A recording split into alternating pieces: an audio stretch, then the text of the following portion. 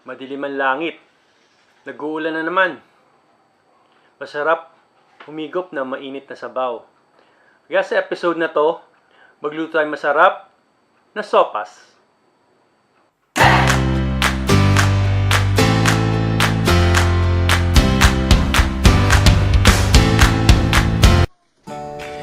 Ito ang mga ingredients na ating gagamitin. Bawang, sibuyas, manok, Vienna Sausage, repolyo, carrots, Elbow Macaroni, evaporated milk, ground black pepper, chicken broth cubes, asin, tubig, mantika. Simulan natin sa pagpapakulo ng ating manok. Lagay tayo ng around 1 liter ng tubig sa ating kaldero. At lagyan natin ng Himalayan salt.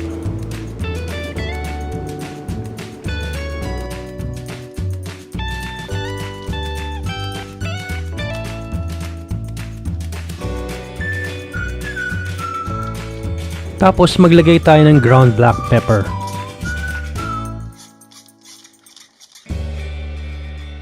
Then i-add na natin yung chicken. Papakuluan lang natin siya for around 30 minutes. Ito na yung ating chicken na pinakulo kanina. Ang gagawin lang natin ay i-shred natin siya. Yun din yung broth na galing dun sa ating chicken. Isa-set aside muna natin kasi gagamitin din natin siya mamaya. Next step, maggigisa na tayo. Simulan natin sa bawang. Sunod na natin yung sibuyas. And lagay na natin yung chicken na shinred natin kanina. Mix lang natin. Then sunod na natin yung broth na itinabi natin kanina.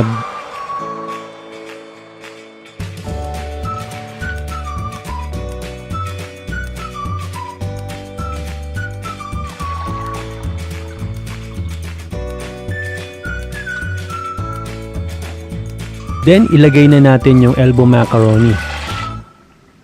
Mix lang natin para mahalo yung ating mga ingredients. At hindi magdikit yung ibang ingredients natin sa ilalim ng ating pot. Takpan natin para mabilis kumulo. Siguro papakuluan natin to for around 20 minutes. Hanggang sa lumambot yung ating elbow macaroni. Hindi tayo nagluluto ng pasta nito. Same principle.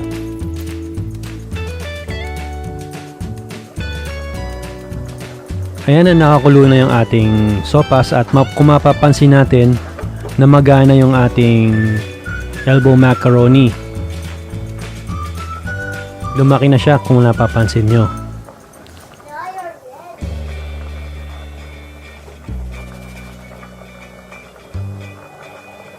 Indicator ko kasi para i-add na yung ibang ingredients sa ating sopas ay pag malambot na yung ating elbow macaroni.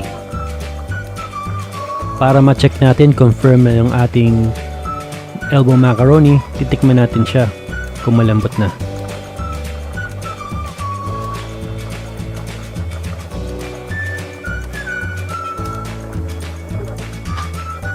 Ayos na ating elbow macaroni.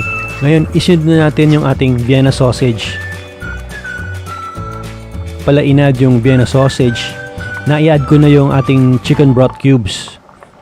Di pala naka-on yung aking camera kaya hindi nakuha yung paglagay ko ng chicken broth cubes. Sunod na natin i-add yung carrots. Season na rin natin siya ng patis. Karamihan naman sa ingredients na ating gagamitin dito sa ating sopas ay hindi naman matitigas kaya mabibilis lang yung ating paglagay ng ating mga susunod na ingredients.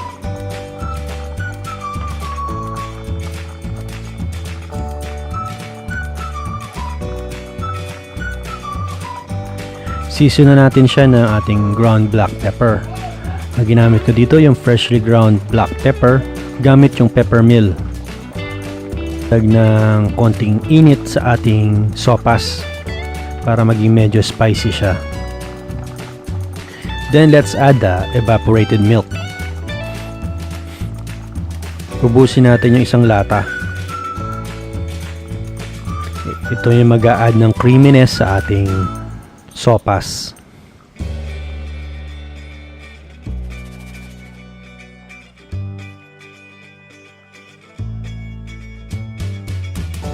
Then simmer natin siya for around 5 minutes.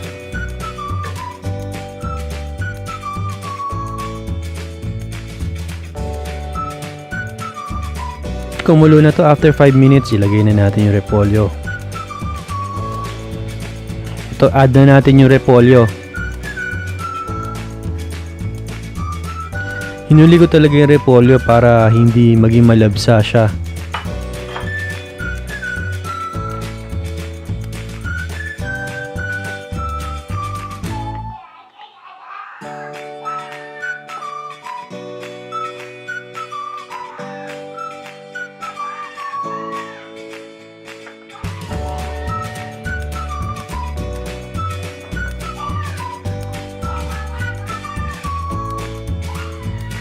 Natin kung anong lasa ng sabaw ng ating sopas para pwede pa natin i-adjust kung maalat ba siya or kulang sa alat.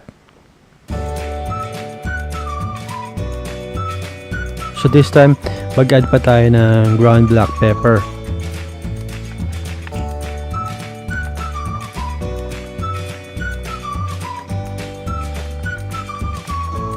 Mas prepared ko kasi gumamit ng freshly ground black pepper kasi fresh siya.